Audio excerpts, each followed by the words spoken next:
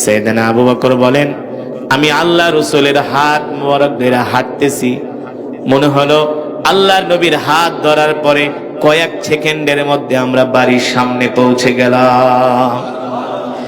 এবার বাড়ির সামনে যখন পৌঁছে গেলাম, আল্লাহর নবী বলে, আবু বকর যান যান, ঘরের দরজায় নক করেন, কে আছে ঘরের মধ্যে দরজা খুলতে বলেন। সাইয়েদনা আবু বকর ঘরের কাছে যায় বলে, ইফতাহিল বাব ইফতাহিল বাব, দরজা খোলো দরজা খোলো। তিনবার বলার পরে কোনো সারা শব্দ নাই। চতুর্থবারের সময় ঘর থেকে আওয়াজ আসতেছে, কে গো তোমরা, কোত্থেকে আসছো, আমার বাড়িতে কেন আসছো? সাইয়েদনা আবু বকর বলে, জিনা মিনাল মক্কা ইলাল মদিনা, আমরা মক্কা থেকে দুইজন মানুষ আসছি, মদিনায় যাব, আমরা দুইজন মুসাফির, তোমার বাড়িতে আসছি, তোমার বাড়িতে আমরা কিছুক্ষণ বিশ্রাম নিব, তোমার বাড়িতে মেহমানদারি গ্রহণ করব।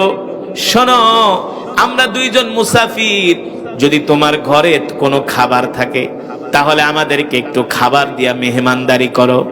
ঘর থেকে আওয়াজ আসে, এ পথিক, হয়তোবা তোমরা আমাদের পরিচয় জানো না, আমার নাম হলো উম্মে মাবাদ, আমার স্বামীর নাম হলো আবু মাবাদ। পথিক, আমরা দুইজন স্বামী স্ত্রী এই বাড়িতে বসবাস করি, আমার স্বামী বকরি চড়ানোর জন্য মাঠে গেছে, আমি এখন বাড়িতে আছি, কিন্তু তোমরা আমার বাড়িতে আইসা খাবার খুঁজতেছো, তোমরা হয়তোবা আমাদের সম্বন্ধে জানো না। নাহনু ফাকিরুন জিদ্দান, আমরা গরিব মানুষ, আমাদের ঘরে কোনো খাবার দাবার নাই। সাইয়েদনা আবু বকর বলে, খাবার দাবার না থাকলে একটু পানি দাও, আমরা দুইজনে পানি পান করি। ঘর থেকে মহিলা আওয়াজ দেয়, আমাদের ঘরে কোনো পানিও নাই। সাইয়েদনা আবু বকর বলে, পানিও নাই খাবারও নাই? বলে, হ্যাঁ, আমরা একেবারে গরিব মানুষ, আমরা বকরির দুধ দোয়াই, সেই বকরির দুধ আমরা পান করি, গাছ থেকে খেজুর পেড়ে খেজুর খাই, আর কিছু জব পেলে আমার স্বামী বাইরে থেকে নিয়ে আসে, সেগুলো দিয়ে আমরা জীবন ধারণ করি। পথিক, তোমাদেরকে মেহমানদারি করানোর মতো কোনো খাবার আমাদের বাড়িতে নাই। এই কথা শোনার পরে সাইয়েদনা আবু বকর বলে, আমি আরো কষ্ট পেলাম, আরো কষ্ট পেলাম। আল্লাহ রসুল না খেয়ে থাকবে, আল্লাহ রসুল খাবারের জন্য পানি পাবে না, এত কষ্ট আমি আবু বকর সহ্য করতে পারি না। সাইয়েদনা আবু বকর বলেন, একটু পরে আল্লাহ রসুল তাকায় দেখেন আবু মাবাদের ঘরের সামনে একটা বকরি বাঁধা। কি বাঁধা? বকরি চেনেন তো, যেই বকরিতে দুধ দেয়, এমন একটা বকরি বাঁধা আবু মাবাদের বাড়ির সামনে, ঘরের সামনে।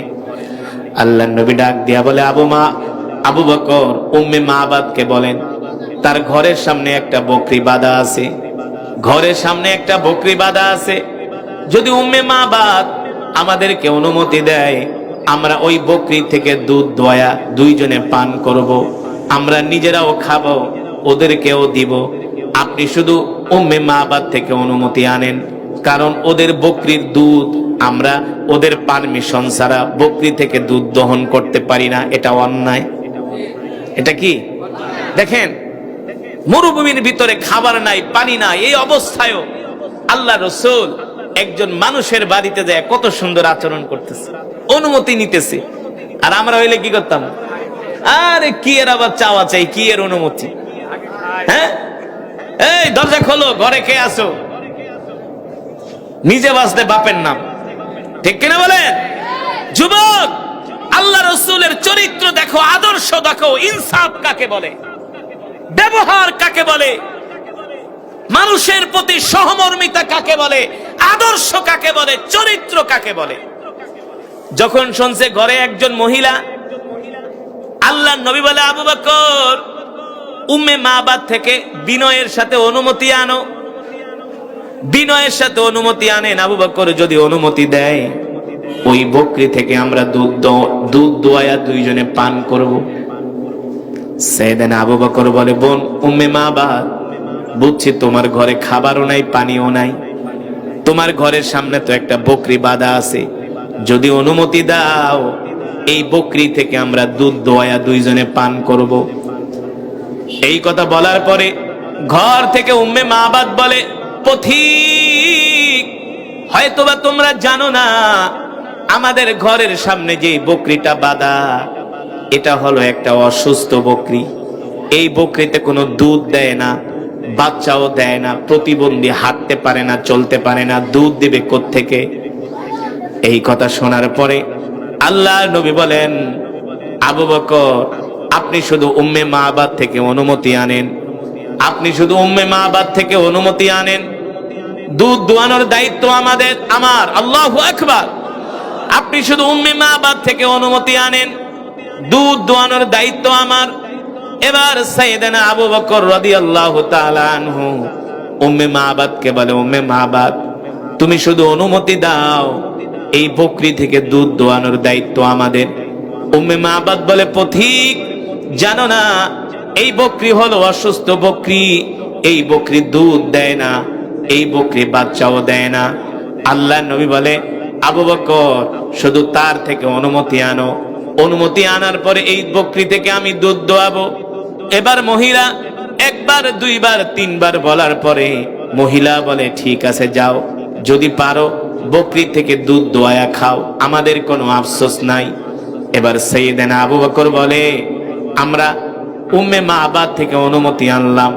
এবার আল্লাহর নবী বলেন, আবু বকর দুধ যে দোয়াবো, পাত্র তো নাই, পাত্র পাবে কোথায়? উম্মে মাবাদ থেকে একটা পাত্র আনো। এই ছেলে চুপ। উম্মে মাবাদ থেকে অনুমতি আনো। এবার উম্মে মাবাদ ঘর থেকে একটা ছোট পাত্র দিলেন। আল্লাহর নবী বলে, আবু বকর এত ছোট পাত্রে হবে না, বড় পাত্র আনতে বলেন। সুবহানাল্লাহ। উম্মে মাবাদ বলে, পথিক তোমরা বোঝো না, একে তো অসুস্থ বকরি দুধ দেয় না, আবার বলো বড় পাত্র। বড় পাত্র দিয়া কি করবা? আল্লাহর নবী বিনয়ের সাথে মুস্কি হাসি দিয়া বলে, আবু বকর বড় পাত্র আনেন, এত ছোট পাত্রে হবে না।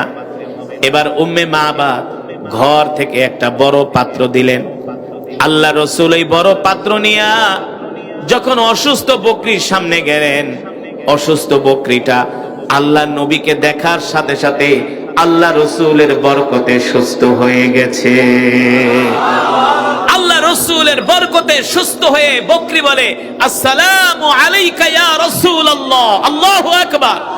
আল্লাহ নবী ডাক দিয়া বলে, বকরি সালাম দিলা, কারণ কি? কারণ কি? বকরি বলে, কেন সালাম দিব না?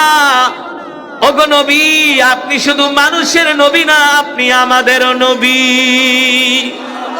আপনাকে আমি চিনতে ভুল করি নাই, আপনি হলেন রহমাতুল লিল, আরো জোরে বলেন, আপনি হলেন রহমাতুল লিল আলামিন। আপনি শুধু মানুষের নবী না,